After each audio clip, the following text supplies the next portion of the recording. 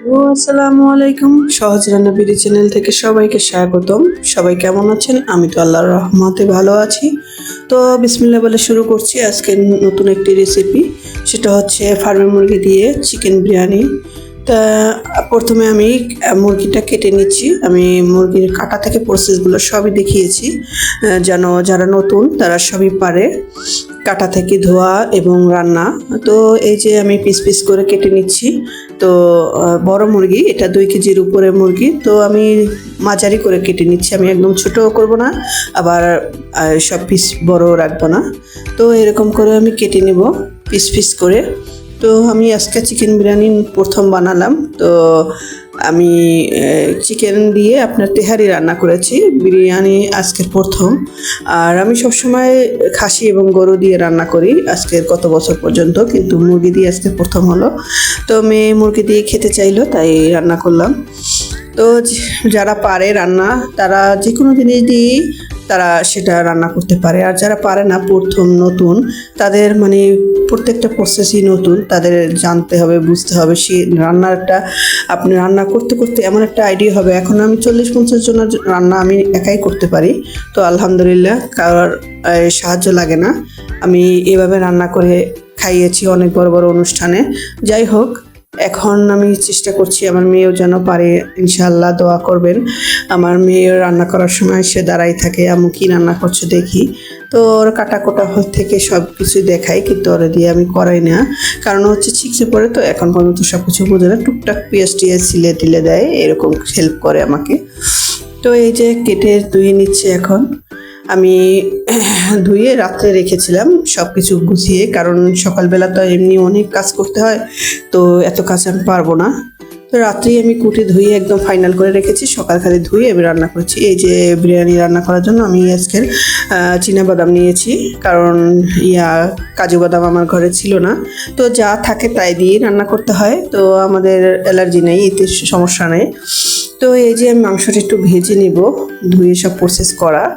তো এখন একটু হালকা হলুদ দেব, কারণ অনেকে কালার ব্যবহার করে বিরিয়ানিতে, আমি কোনো কালার ব্যবহার করি না। এর জন্য মাংসে একটু হালকা হলুদ দিলাম ভাজার জন্য, আর মরিচ দিলাম একটু, আর লবণ দিয়ে এটা তারপর আমি তেলে ভেজে নিব।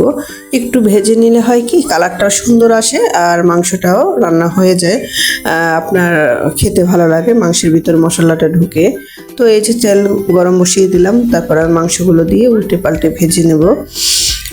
গৃহিণীদের আপনার রান্নাটা হচ্ছে একটা আর্টের মতো।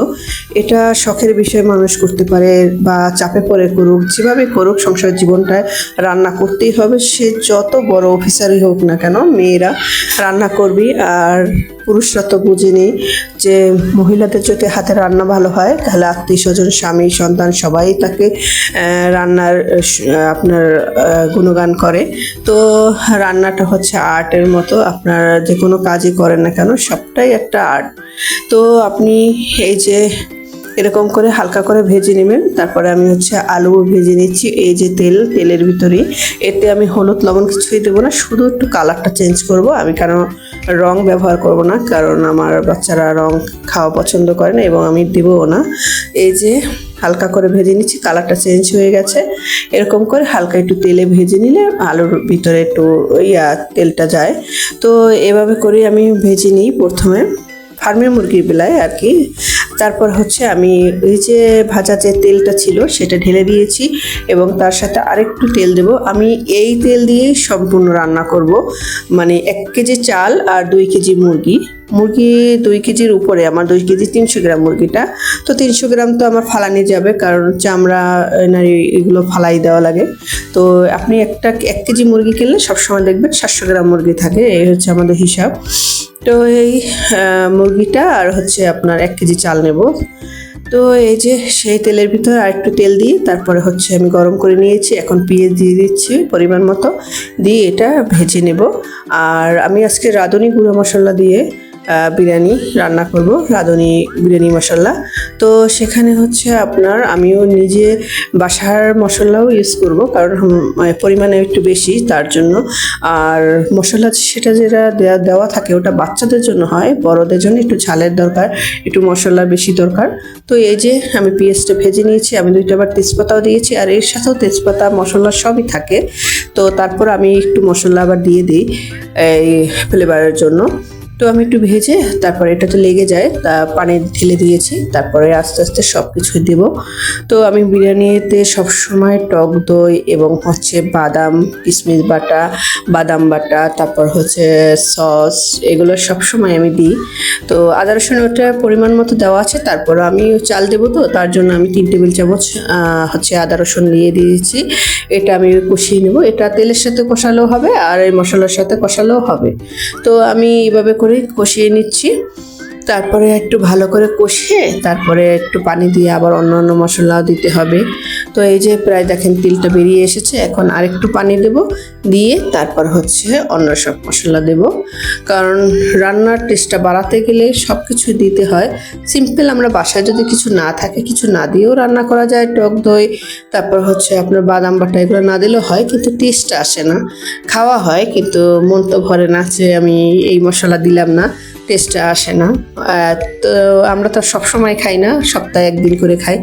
তো সেরকম করে একটু বেশি করেই আমরা সব কিছু দিয়ে রান্না করি। এই যে আমি টক দই দিয়ে দিচ্ছি।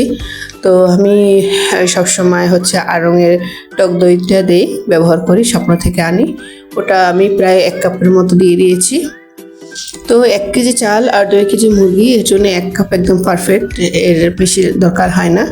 তো এটা একটু নেড়ে চেড়ে নেবো, অনেকে একটু ফাটিয়ে নেয় বাটিতে, আমি ফাটাবো না, আমি এটার সাথে কষিয়ে নেব, কারণ কষাতে কষাতে এটার কিছুই থাকবে না। তো এই যে আমার বাদাম বাটা এবং কিশমিশ বাটা, এটা আমি পাটায় ফিশে নিয়েছি।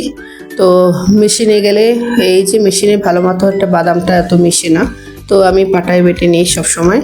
তো এই যে এখন আমি মিশিয়ে নিব, তারপরে একটু কষিয়ে এরপরে আমি মরিচ হলুদ আমার যা লাগে তাই দেব। তো এই যে এখন একটু নেড়ে চেড়ে নেব, আর তারপরে হচ্ছে পরে মশলা দেব। তো এই যে এখন আমার মশলা দেওয়ার সময় হয়ে এসেছে। আমি যত কষাবেন ততই স্বাদ, এটা একসাথে মাংসের সাথে মিশিয়ে রান্না করলেও হয়, কিন্তু আমি আলাদা একটু কষিয়ে নিই কারণ স্বাদের জন্য। তো এই যে মরিচ দিচ্ছি, তারপর হলুদ দেবো না, ধনিয়ার গুঁড়া, জিরার গুঁড়া, আর হচ্ছে লবণ। আর মশলায় তো সবই আছে বিরিয়ানি মশলায়, তো আমার এক্সট্রা কোনো মশলা আর দিতে হবে না। শুধু ঝালের জন্য আমি একটু বাড়িয়ে দিলাম, আর ধনিয়ার গুঁড়া, জিরার গুঁড়া একটু দিলাম। তো পরিমাণ যদি একটু বেশি থাকে তো আরেকটা প্যাকেট না নিয়ে আপনি ঘরের মশলা দিলেই হবে, শুধু আপনি ফ্লেভারের জন্য বিরিয়ানি মশলাটা ব্যবহার করতে পারবেন। তো আমি সবই ঘরের মশলাই দিলাম, এখন এটা ভালো করে কষিয়ে তারপর হচ্ছে মাংসটা, ভাজা মাংসটা ঢেলে দেব। তো এখন কষিয়ে নিই। বা আপনারা এরকম রান্না করবেন, দেখবেন স্বাদের পরিমাণটা বেড়ে যাবে। এখন বিরিয়ানি রান্না করতে পারে ইউটিউব দেখে সবাই, কিন্তু রান্নার প্রসেসটা একটু অন্যরকম, স্বাদটাও আলাদা। আমার সবসময় আমার বিরিয়ানি ঝরঝরে হয়, কোনো সময় আমার বিরিয়ানি আপনার আঠালো হয়ে যায় না, আমার সবসময় ঝরঝরে হয়, আপনি লাস্টে দেখতে পারবেন। যাই হোক, এই যে আমি এখন কষিয়ে নেব মাংসটা তো আগেই ভাজা, এখন মশলার সাথে একটু কষিয়ে নেব, তারপর আলুটা দিয়ে দেব। তো এটা একটু কষিয়ে নিলে মাংসটার ভিতর মশলাটা ঢুকে, এর জন্য আমি একটু কষিয়ে নিলাম। তারপর হচ্ছে আমি আলু দিয়ে কষিয়ে এরপরে পানি দিয়ে দিচ্ছি। এই যে এখন আমি পানি দিয়ে দিলাম, আর একটু পানি লাগবে, আমি একটু নেড়ে চেড়ে মশলাগুলো নামিয়ে দিচ্ছি, কারণ মশলা উপরে উঠে ছিল। তো এই যে আরেকটু পানি দিলাম, ফার্মের মুরগি সেদ্ধ হতে তো বেশি পানি লাগে না, তো পরিমাণ মতো অল্প একটু দিলেই হয়ে যায়। এই যে আমার প্রায় কষানো হয়ে গেছে, তেল বেরিয়ে এসেছে। আমি আজকের আলাদা করব না, এই মশলার ভিতরেই আমি চালটা দিয়ে দেবো। আমি যদি গরুর বিরিয়ানি রান্না করি তাহলে হচ্ছে গরুর মাংসটা উঠিয়ে রাখি, সেই তেলের ভিতরে আর একটু তেল দিয়ে আগে চালটা ভেজে নিই, আর আজকের আমি একসাথে দিয়ে দিলাম। তো একই কথা, এটা একটু ভাজা কম হবে, ওইটা একটু ভাজা বেশি হয়। যাই হোক, আমি এটা মিশিয়ে, এটা হচ্ছে সহজ রান্না, আমার সহজ রান্না চ্যানেলে শুধু সহজ রান্নাই দেখতে পাবেন, যে আমি তাড়াতাড়ি যেভাবে সিম্পলভাবে রান্না করা যায়। তারপর ভিডিওটা আমি ছোট করে নিই, কাটা থেকে প্রসেস সবই দেখিয়েছি, কারণ এটা নতুনদের জন্য। এই যে আমি এখন এটা নেড়ে চেড়ে একদম ঢেকে রাখবো। তারপরে পোলাও উঠলে আমি করে দেবো। এই যে নেড়ে চেড়ে দিচ্ছি। এটা হচ্ছে আপনার বিরিয়ানি রান্না করার 3টা ধাপ সবসময় খেয়াল রাখবেন। সেটা হচ্ছে আমি একটু গুঁড়া দুধও দিয়ে দিচ্ছি স্বাদের জন্য, কারণ অনেক সময় আমি দিই দুধটা জ্বালিয়ে। আজকে আমি হচ্ছে সহজ রান্নার জন্য আমি ঘরে দুধ ছিল সেটাই দিয়েছি। আপনি সবসময় পানি যে চালটা নেবেন, আমার কাপের 5 কাপ চাল হয়, 5 কাপে আমি 10 কাপ পানি দিয়েছি হিসাব করে, 1 ফোঁটাও বেশি না। 10 ফোঁটা আপনি পানি 10 কাপ পানি দেওয়ার পরে সেই পানিটা আমি দিয়ে ঢেকে রাখবো। তারপর যখন এটা ফুল আঁচে রাখবেন, যখন আপনার ব্লকটা উঠবে তখন মাঝারি আঁচ করবেন। আঁচটা, চুলার আঁচটাও কিন্তু মেইন। মাঝারি আঁচ করবেন। যখন দেখবেন যে এই যে পানিটা টেনে গেছে, এখন আপনি দমে দিবেন। এই যে আমি নিচে তাওয়া দিয়ে দমে দিয়েছি। এখন প্রায় 20 মিনিট আমি দমে রাখবো। এর ভিতর আপনার যদি চালটা সেদ্ধ না হয় একদম মুলাম হয়ে যাবে। তো এই যে আমার রান্না হয়ে গেছে দেখেন। তো এই যে একটু ঘি ছিটিয়ে দিলাম, তারপরে রান্না ফাইনাল লুক দেখিয়ে এলাম। এই যে ভালো থাকবেন, সুস্থ থাকবেন, সুন্দর থাকবেন। আল্লাহ হাফেজ।